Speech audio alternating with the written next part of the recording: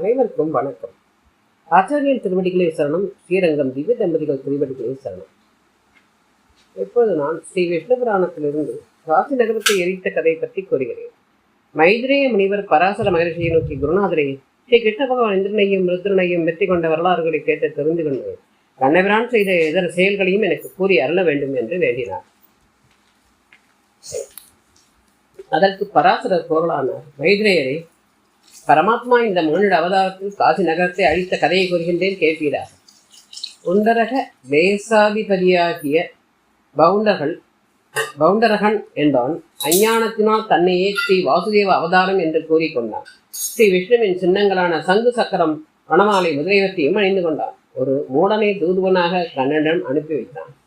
அவன் மூலமாக தானே வாசுதேவ அவதாரம் என்றும் கண்ணன் சங்கு சக்கர ஆயுதங்களை விட்டுவிட்டு ஸ்ரீ கிருஷ்ணன் என்ற பெயரையும் விட்டுவிட்டு தன்னிடம் சரணடைய வேண்டும் என்று சொல்லி அனுப்பி வைத்தான்.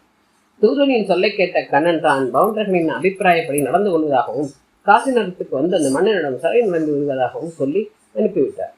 பிறகு கண்ணன் கருடாழ்வார் மேல் ஏறி கொண்டு பவுண்டரக வாசுதேவ மன்னனை சந்திக்க காசி நகரத்துக்கு சென்றார். இதை எறிந்த காசி மன்னனான பவுண்டரகன் பெரும் படையோடு கண்ணனை எதிர்க்க வந்தான். ஸ்ரீ கிருஷ்ணர் பவுண்டரகனோடு போரிட்டு அவன் சேனையை நாசமாக்கிவிட்டார். கண்ணன் சக்கரம் முதலியவற்றை அவன் மீது ஏவினார். கண்ணனின் திருக்கரத்திலிருந்து புறப்பட்ட சக்கரம் வாசுதேவ வேஷமிட்டுக் கொண்டு போருக்கு வந்திருக்கும் காசி மன்னனை அறுத்து தள்ளிவிட்டது.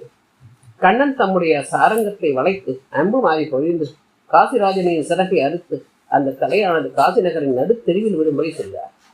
அரசனின் தலைவிழுந்தும் காசி மக்கள் கலங்கினர். கோபம் கொண்ட காசி மன்னனுடைய மகன் சிவனை நோக்கி யாகம் செய்து ஒரு கிருத்தியை பெற்றார். அந்த கிருத்தியை துவாரகைக்கு ஓடியது. அதனை ஸ்ரீ கிருஷ்ணர் தம் சக்கரா தாழ்வாரை ஏவி விட்டு மீண்டும் காசிக்கே திரும்பி ஓடும்படி செய்துவிட்டார்.